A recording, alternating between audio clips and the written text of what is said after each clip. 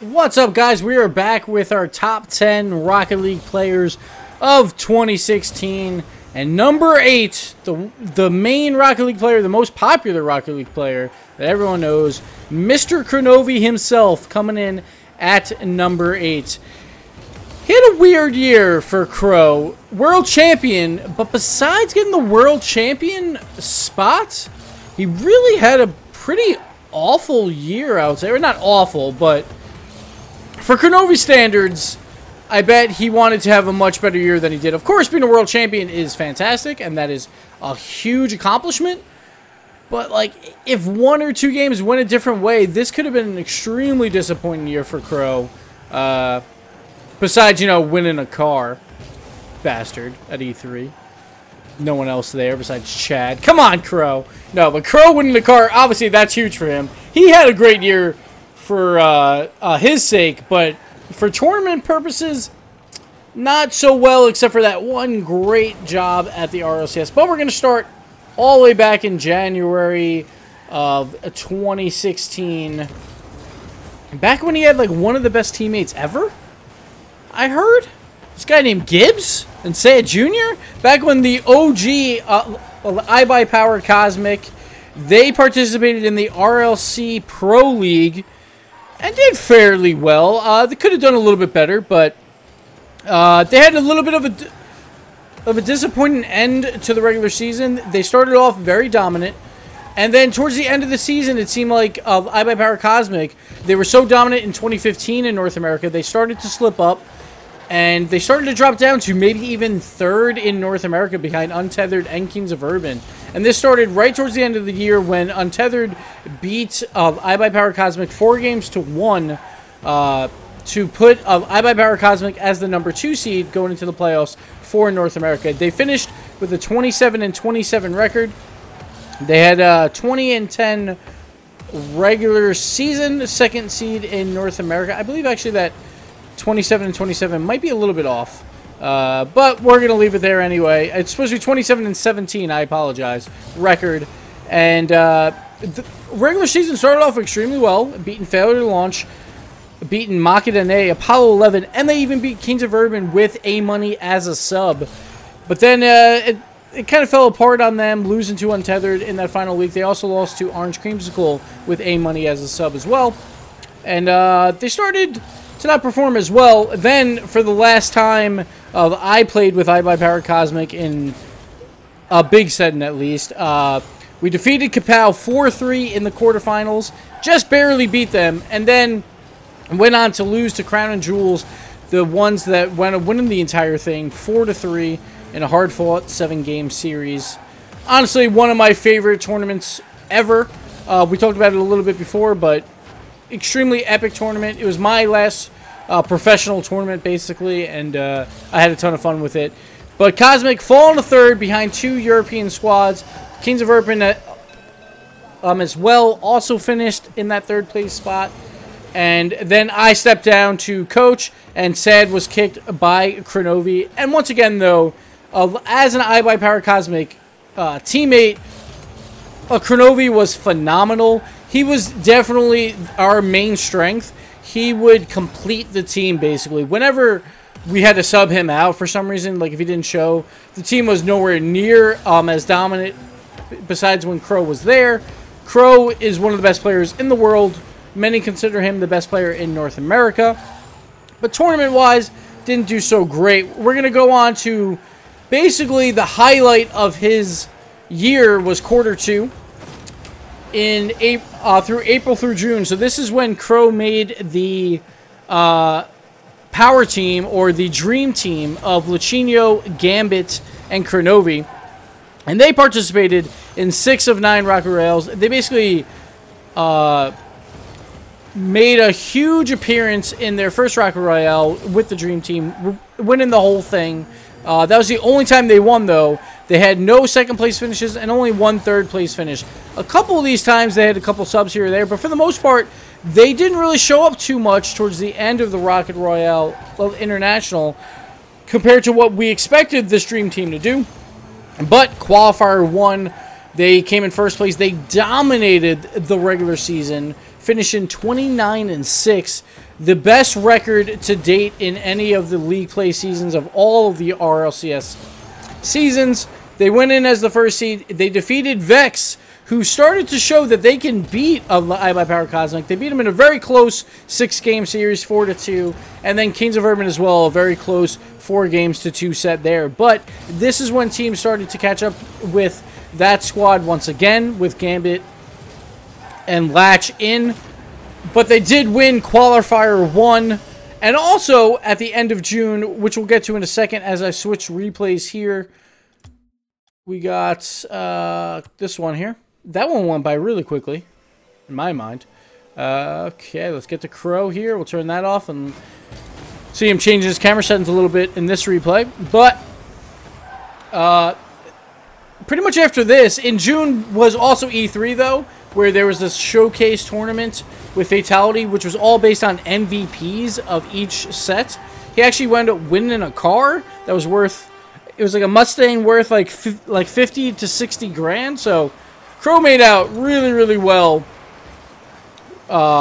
during from June to August. He made a ton of money. Plus, he just showed up really big. Now, of course, winning the car, like I don't like have that in as meaning anything for his rank in here, because honestly, he wasn't playing anyone good. It was just kind of like this weird showcase thing.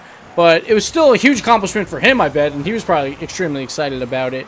But then moving on, this is when things started to get hairy for Crow and his team, because he is the captain of his team. He's the one making most of these roster moves, and they slowly started to not work out.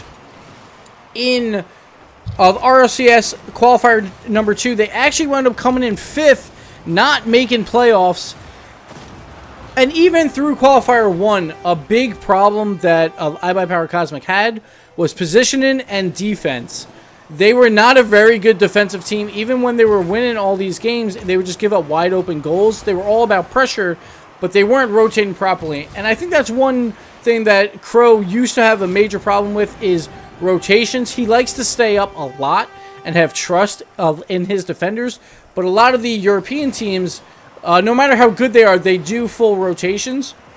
And sometimes Crow doesn't do the full rotation because he wants to be a part of the offensive team, basically, as much as possible, which can backfire. And it did backfire, I think, a little bit with Lachino, who was kind of defaulted as that third man, the third defensive man, which is not his natural role. So I think that's one place where Crow can improve in 2017, is trying to fit with his teammates' roles a little bit more effectively and trying to change up his own roles, because I think he can be very effective as a defender, but he just didn't want to position that way, it seemed like, throughout most of the year.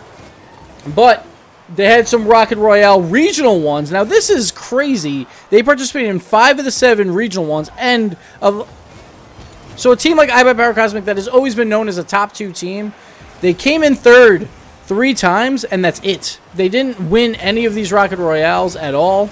And this was during, right around LAN time, and a lot of people thought that they might perform absolutely terrible at LAN because they were not showing up at all, even in their own region, which is a brand new thing for a team like iBuyPower Cosmic, who's always known as a top 2 team, basically their entire career as a Cosmic, the name, with Cosmic Aftershock as well. But then they go to the LAN, and all of a sudden, defense really clicked for them. They actually were not getting a lot of offensive pressure, but they were saving absolutely everything, which is something that usually you don't want to see, is a ton of saves. But all 3 members, Latch, over 0, and Kronovi, because Gambit, he actually stepped down due to mental health issues. And for Crow alone to bring in their sub, like grind it out, like get that practice in to get ready for the LAN and then win it was huge. Sure that over 0 got the MVP, but all 3 could have easily had the MVP. Crow was doing most of the legwork. It was just over 0 came in with the clutch goals for them. But once again, they came in as the 3rd seed for the LAN. They beat Flipside 3-2, which again, that over 0 goal in game number 4 was one of the reasons why they won the entire thing. I don't think they would have won the LAN if they would have lost that series. I think they would have probably lost pretty early in the lower rounds, but that catapulted them all the way to the finals. Didn't lose a set. They So they defeated Flipside 3-2. Then they got a little bit of an easy matchup with the Flying Dutchman, beating them 3-0. Then in day number 2, beating Northern Gaming, who was looking really, really strong, the favorites for the first land, 4-2. And then Flipside, once again, coming through the lower bracket. They came through, beat them 4-2. Extremely impressive job by Power Cosmic. Crow played out of his mind. Tons of saves from all three. They played amazing. And that was a huge highlight, obviously, for Crow, and why he is ranked at number 8 is mostly due to this World Championship title. But then again, the team that we thought they were before the LAN kind of showed their skill or showed their value once again in RLCS season number 2. They finished 7th in North America. They kind of did this extremely wrong where they had Overzero moving out right before the first week of RLCS, so he couldn't get a lot of practice in. Him and Crow moved into a house together. And then they also went to TwitchCon, didn't get much practice there, so they started out 0-3, couldn't make it back, finished 2-5. They did start competing really well versus Kings of Urban and Genesis, but lost to them in 5 games, and they didn't even make playoffs to even have a chance at the LAN. And this hurt Crow a lot to try and move him up the rankings because, honestly, besides that World Championship title, which obviously is huge, he did not have a fantastic year. They lost to Revival, Take 3, and Exodus weeks 1 and 2. Then lost to Energy and Genesis weeks 3 and 4, which knocked him out. But they did win Mid-Season Mayhem, so I'll give it to them. At least they made a little bit more money once again, winning the tournament. Then I'm not going to count too much here, but it was still a pretty big accomplishment. But now Crow is, it seems like G2's in a little bit of a shuffle. Latch left. We're not sure about Overzero, if he's going to return. We'll see what team Kronovi can put together. And 2017 could be a big year for Crow as well, because I still think he's one of the best mechanical players out there. I think his positioning sometimes can be a little bit shaky, but I think he's been fixing that slowly but surely, and he's having fun again, it seems like. So we'll see where they go from here into 2017. But Crow is always a name that you have to watch out for. When it comes down to a bracket, you really have to watch out for Crow. He comes out clutch whenever he can, and he is a world champion, and that goes a long way. So watch out for him in 2017. I'm really excited to see what type of team he comes up with. At the time of this recording, I do not know what his teammates are, but we'll see going forward here. Should be really exciting to see him in 2017. A lot of people might have thought he would be higher up on this list, but honestly, he didn't have a great 2016. Besides that World Championship title that kind of saved his season, or saved his year. So we'll see him in 2017. I expect a lot of big things from him as well. But number 8 of my top 10 Rocket League players is Kronovi, and we'll see you guys next time. Thanks for watching.